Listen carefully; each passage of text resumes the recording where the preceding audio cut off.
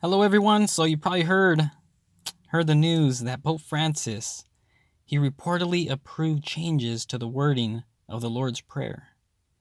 Now, here's what he changed. It says, instead of saying lead us not into temptation, Catholics will say do not let us fall into temptation.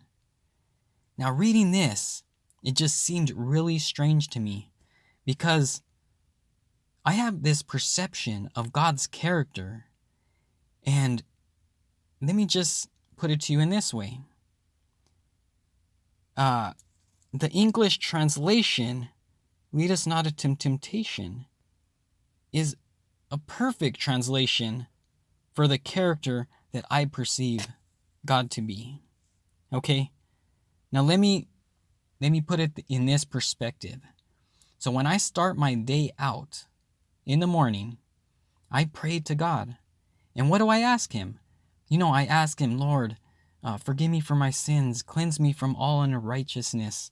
Lord, lead me throughout the day, keep me from temptation. Lead me not into temptation. I'll even say the Lord's Prayer, the whole Lord's Prayer, all together. Lead us not into temptation, but deliver me from evil. For thine is a kingdom and glory and, all that stuff. And I'm asking him to be with me and to protect me, right? Now, there's not one instance that I think that he's going to lead me in to temptation.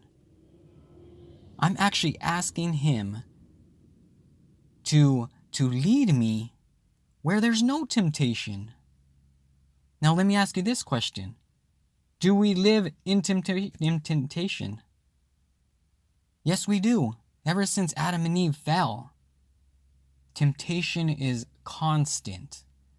So when I wake up in the morning, it's automatically there. It's on the TV. It's on the radio. It's everywhere. It's on your phone. The temptation is there. So to say that we're not living in temptation is it's misleading. So look, we are living in temptation. And we ask God, Lord, keep me from being tempted. And what does that mean? It means that if I'm driving down the street, I don't want to see a half-naked girl on a billboard. I don't want to see a half-naked girl on the street while I'm walking. So if the Lord can somehow maneuver my life so I don't have to see any of that stuff, and then he's helping me and leading me not into temptation. It's simple as that. I don't want to be tempted to steal. So Lord, you know the future. Can you help me, Lord? Lead me not into temptation to steal, not to be tempted with lust, not to be tempted with material possessions. He can do that. That's the God that I serve. That is his character. This prayer right here is spot on. This translation, the King James translation right there, is 100% spot on. Now let's look at this. So why would he change it? Now you got to understand that the Jesuits are the masters of flipping truth, okay? They get one truth and they can flip it to mean something totally different and demonic. So here's what I did. The Lord's Prayer is found in Matthew 6, verse 9 through 13, okay? So here we have the top one. That's the true version. Lead us not into temptation. And then here we have this one. Do not let us fall into temptation. Now, something's not right here. It just seems the same. So let's do this. Here's what I did. Let's start deleting words out of here. So us and us. Okay, there's no change there. Not And we're going to do not. That's like one word, do not. Okay.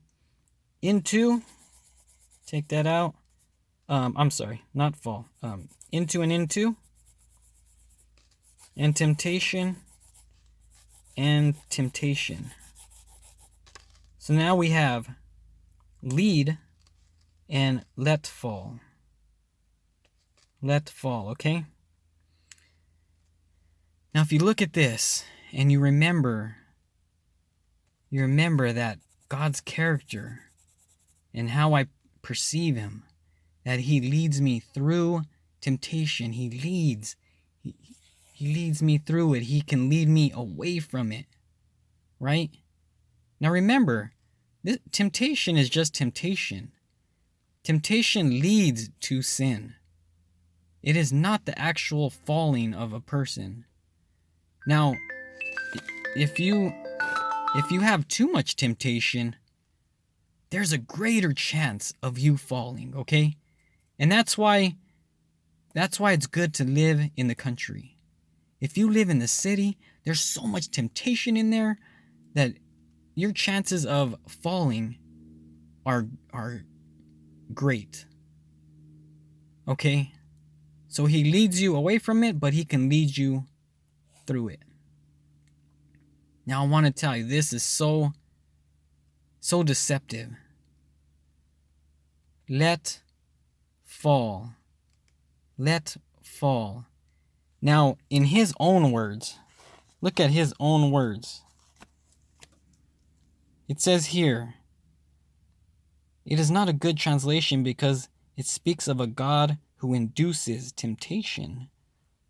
So, temptation is bad, but it doesn't mean you fell. It doesn't mean you fell yet.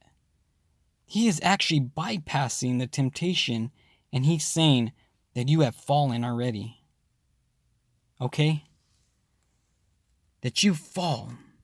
So he's insinuating that God himself lets you fall. This is an even worse translation than the original. Do you understand what I'm saying? Do you understand what I'm saying? Lead us not. He induces temptation. In his own words, he induces the fall. This is not the character of my God. My Lord is loving, the King of Kings and Lord of Lords, and he will lead me away from it. And even though I live in this world of temptation, he will lead me through it. This is the true God of heaven, the true Lord of Lords and true King of Kings. This I deny.